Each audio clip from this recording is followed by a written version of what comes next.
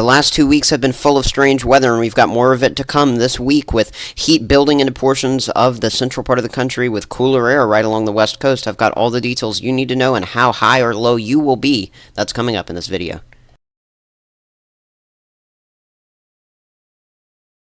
Alright, this is the pattern that we're going to be breaking down, a heat dome building over portions of the central part of the country, and you can see just how the heat is going to expand with this, and temperatures are going to be the highest above average there into portions of the Midwest, but we're going to have a low pressure system combating it and moving on in from the west, and I'll tell you if that's really going to have any impacts on the plains weather pattern in terms of storminess that's coming up.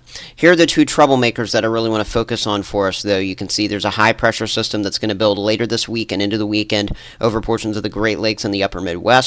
Whereas we're going to have a low pressure system, really a cutoff system, dive on down into portions of the south and western part of the country. And those two air masses are going to do exactly what they just look like on your screen, bring intense heat to portions of the upper Midwest with temperatures expected to be very much so, and very much so well above average as we go towards the start of your October, with cooler than average conditions settling in, especially there towards just west of the Four Corners region, as well as into portions of, say, Las Vegas. We're going to see this in Los Angeles as well.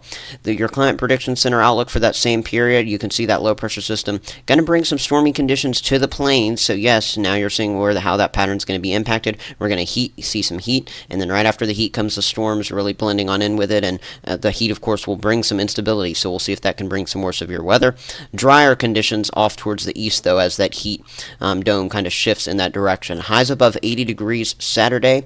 We'll go north to the red line on your screen, so anywhere from the Carolinas, but look at how really back on off towards the north and the west of that area. We're seeing these 80-degree temperatures go all the way north, almost to the Canada border there in Minnesota and the Dakotas. That is abnormal for this time of the year. We should be seeing temperatures really in the 60s, some 70s. And that's where we're going to be at least to start the week in that zone. But look at this, we've got 90s already building on down there into portions of Texas and Oklahoma. And sure, that's more normal in that direction, but still hot for this time of the year. With, you can see here we go into our Wednesday afternoon, the Arctic continuing to bake with some 80s, feeling like the low to mid 90s. The only good news with this heat dome, we're not seeing the worst humidity that we've seen. And this is definitely not summer-like humidity, so it's going to be feeling similar to what the thermometer reads, but nonetheless, here we go into your Friday afternoon, temperatures reaching on up into the mid to upper 80s here into portions of Nebraska, portions of South Dakota, heading on up into Minnesota as well as Iowa.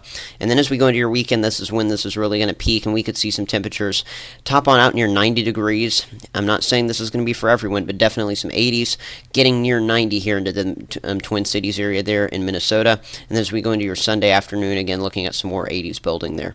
Let's see what this looks like in terms of your temperature anomaly. So this is how those temperatures go compared to average. First of all, starting this out, not too much to talk about in the temperature anomaly department, just slightly above average to start off your week along the central part of the country, a little cooler on the east coast and a little bit cooler on the west coast as well. Here we go towards the end of your week. So this is as we're talking about heading towards your Thursday and towards your Friday. Temperatures building up to around 10 to 15 degrees, even 20 degrees above average there. And notice how these temperatures are going to get as much as 20 degrees above average starting around Friday here into portions of the north central plains as well as the upper Midwest. This is really going to peak out as we head into your weekend. This is as we go into your Saturday, with temperatures about 20 to 30 degrees above average. And again, with this heat dome being as intense as it is for this time of the year, wouldn't be shocked if we see some very intense contrast with what's going on there towards the west coast, where we could be as low as 10 to 20 degrees below where we should be, and in some of the mountains we could get around 25 degrees below normal in terms of that departure. Look at this, here we go, we're a few days into October at this point. We're still looking at temperatures anywhere from 10 to 20 degrees plus above average there in the central and the Great Lakes part of the country. So really this heat dome isn't going to be shifting much, but here we go towards your October 3rd through October 9th, really very warm into portions of the eastern two-thirds of the country, as we're going to see a cool down continuing there on the western coast. So really, in a prolonged period of some warmth, especially in the Great Lakes and upper Midwest, that will start to shift east in this time frame. That's the only thing that we're really seeing a difference with between that first Climate Prediction Center outlook and this one. And then, of course, we're cool, staying cool, for that matter, there along the west coast. So let's play some things out. First of all, we've got a very big low pressure system working its way onto the west coast for us. This is, today as we go into the, Tuesday, Wednesday time frame. The storm is really just going to be diving on down into this area, bringing that cooler air as well as the storminess. We've still got the remnants of that cutoff low that's here into portions of the upper Midwest that took a very similar track to what this one is going to do. But look at how we've really got a couple of low-pressure systems involved. And you can see number one swirls back on up into Canada. The second one bringing more rain as we head towards the middle to latter half of your week for us here. So this is why we would have to watch with some flooding, especially with the second system here impacting the Pacific Northwest. Also notice things are still looking a bit messy here in the east, but overall, the rainfall and precipitation that we have along the east coast, unless it's in Florida or along the Gulf and eastern coastlines, overall pretty light, but just nothing touching the central part of the country with the heat dome and the high pressure building there. Again, you can see how this dome is really going to affect the weather pattern in terms of where precipitation goes, with the sitting over the upper Midwest over the course of the next few days and beginning to build there. This is already going to weaken and force that low pressure system moving into the Pacific Northwest up over and into portions of central Canada, whereas the flow from the northeast to the southwest on the right side of that high pressure system will bring some of the shower coverage and kind of leave it lingering with some boundaries there along the east coast. So you can see how there's really not much change going on in terms of the light to moderate precipitation here along the Gulf and east coast. I would be ready for shower chances to really switch around over the course of the next few days in beyond along the east coast, just as these little entities that develop along that boundary try to redevelop. And why is this boundary here? You can really see there's a remnant stalled front over the Atlantic Ocean, and that's also helping to force this activity around and kind of keep it sitting there. And it just lingers and lingers and lingers in that area. So that's another thing that the high pressure as well as surrounding systems are sort of impacting.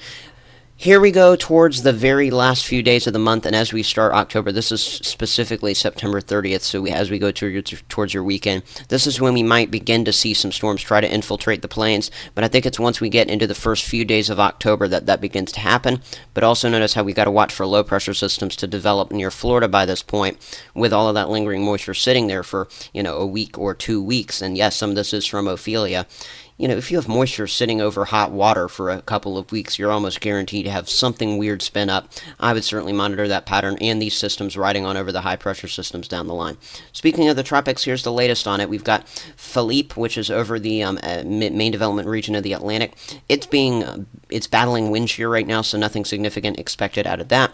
We do have an 80% chance of development behind it, so let's specifically track out that 80% chance of development, but first show you why Philippe is falling apart.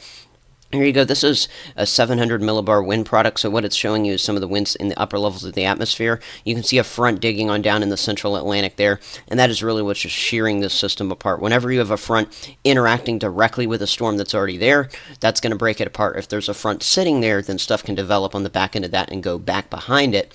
But in this case, the front is interacting directly with it. They were not affiliated from the start, which is why this is a problem for Philippe, but great for anybody on land.